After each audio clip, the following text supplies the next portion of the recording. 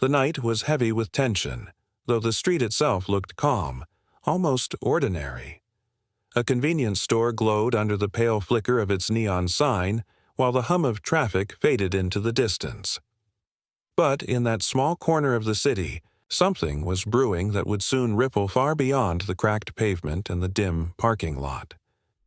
A patrol car idled with its engine humming low, its headlights flooding the sidewalk where a tall black man stood, his posture calm, his eyes watchful. He wasn't doing anything, just standing there, waiting after buying a bottle of water, but to the officer who stepped out of the car, swagger in his gait and suspicion in his voice, Marcus looked out of place. That phrase, sharp, loaded, cutting, was more than words. It was a judgment, a dismissal, a label pressed onto him before a question was even asked. The crowd that gathered sensed it too. Phones lifted, lenses pointed, people already expecting the familiar script. A black man confronted, accused, forced to prove his right to simply exist. Marcus remained still, his broad shoulders relaxed, his voice measured when he spoke. He had stood in places far more dangerous than this cracked sidewalk. He had faced storms of fire and noise where survival depended on focus, on refusing to let adrenaline dictate action. And yet here, in the city he called home, he was seen as nothing more than a shadow to be managed. The irony was cruel. He had once worn a uniform to protect freedoms, and now another uniform was being used to strip his dignity in front of strangers. But Marcus did not let his face reveal the sting. Years of discipline kept him calm. Deep down, though, he knew tonight was different. Something about the way the officer's hand hovered near his holster, the way his partner circled behind. With a flashlight trained on his face, it carried a menace, a desire not for safety, but for control. And control, once challenged, could turn dangerous. What the officers, and most of the people watching, didn't know was that Marcus had lived another life before this quiet one. Neighbors saw only the surface, a polite man who ran at dawn, who always carried himself with quiet dignity, who never raised his voice. They knew he held doors open, helped carry groceries for the elderly, nodded good morning with a calm presence. They did not know about the years he had spent in places he could never speak of, missions etched into memory like scars that never faded. They didn't know the way he woke before sunrise, not out of habit, but because his body was trained to operate on little rest, always alert. They didn't see the precision in how he folded his clothes, or how his eyes scanned every room. He entered. To them, he was simply Marcus, the quiet black man who lived in the old brick building on the corner. To Marcus, that anonymity was a shield, a way to live in peace. But tonight, the shield was being tested. It hadn't started with this confrontation. The signs were there long before. It was the cashier who held his money to the light as if counterfeit bills carried his fingerprints.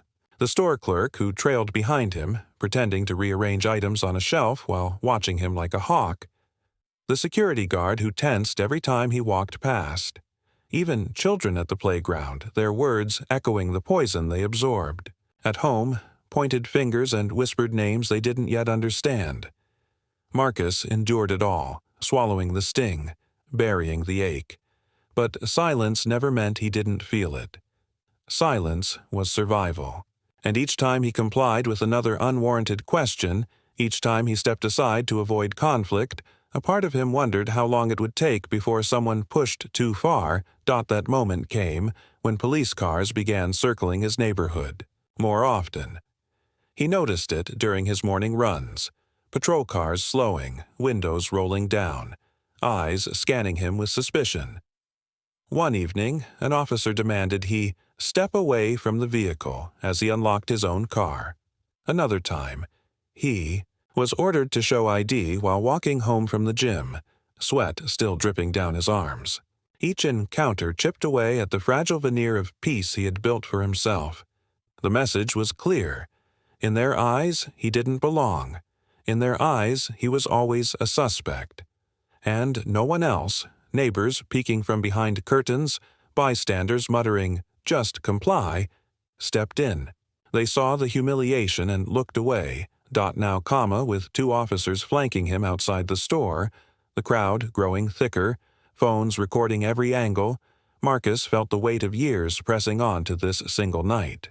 The officer barked questions. "What are you doing here? Why are you standing outside? Show me ID."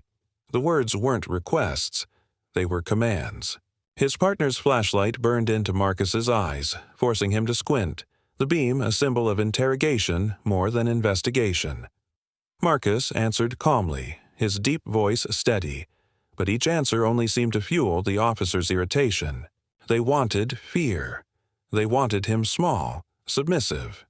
Instead, he gave them composure, and composure in the face of intimidation felt like defiance. The crowd began to murmur. "Why are they bothering him?" someone whispered. Another muttered, "Here we go again." A woman's voice cut through. "Just let him go. He's not doing anything." But the officers pressed harder, their tone sharper, their gestures more aggressive. They had an audience now, and authority demanded to be displayed. The tension was a wire pulled taut, ready to snap. Marcus's chest rose slowly as he inhaled, steadying himself. He knew this moment was dangerous, but he also knew something else, something the officers had no idea about. When the demand for ID came again, Marcus reached slowly into his wallet. The crowd hushed, phones zoomed in, breaths caught in throats. He pulled out a worn leather case, its surface softened from years of use, and handed it to the officer. The man flipped it open with casual arrogance, expecting a driver's license. What he saw instead froze him. His eyes widened, his mouth opened slightly, and for a moment, the mask of authority slipped. His partner leaned in, and the flashlight beam dropped lower as shock spread across his face. The crowd sensed it immediately. Something had shifted.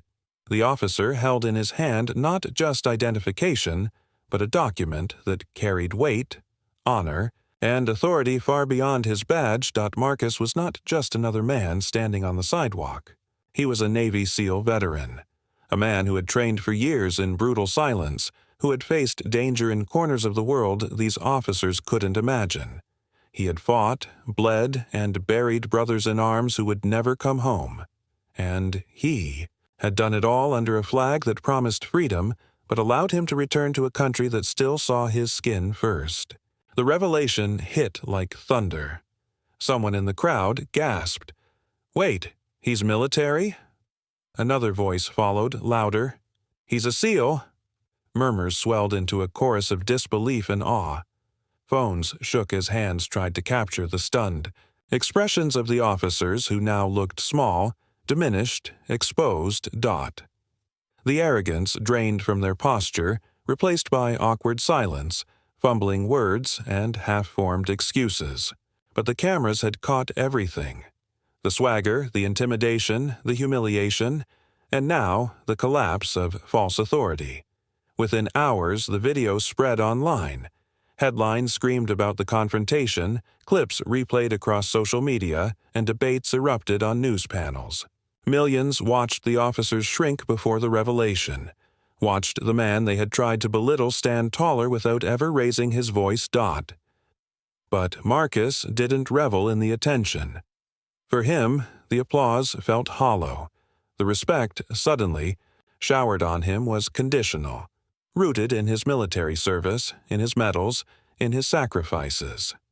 Yet he knew the truth. Dignity shouldn't require credentials. Respect shouldn't be reserved only for those with ranks or uniforms. A man standing on a sidewalk with nothing but his humanity deserved to be treated with dignity. That was the part people still didn't understand, as he'd seen or not. In the days that followed, neighbors looked at him differently. Some approached with shame, apologizing for their silence, for the times they hadn't spoken up. Others avoided his gaze, embarrassed by their own complicity. Children pointed at him with admiration now, whispering, "That's the hero from the video." But Marcus carried himself the same way, morning runs, quiet nods, steady composure. What had changed wasn't him, but the way others saw him. And even that change felt fragile, temporary. He knew the cycle. Outrage would burn hot, then cool, then fade. And the next man standing under the glow of suspicion might not have a medal, or a rank to shift the narrative. Late one night, Marcus sat alone, memories of fallen comrades flickering in his mind. Men of every race, every background, who had stood shoulder to shoulder in battle, bound by trust and sacrifice. Some of them had not made it home, and he wondered, if they had lived, would they too be treated like suspects in the country they had defended? The thought ached more than the scars on his body. At dawn, he laced his running shoes and stepped outside. The city was still, streets damp with morning dew. As he ran, his breath even and his stride steady, he carried more than his body weight. He carried the burden of a truth that still needed to be spoken. Greatness often hides in plain sight. Heroes are dismissed, silenced, overlooked, simply because prejudice blinds the eyes that look at them. And as the sun rose over the horizon, casting golden light on the quiet streets, one question lingered, carried from the glow of phone screens to the silence of homes across the world. How many times has hidden greatness been ignored simply because of skin color?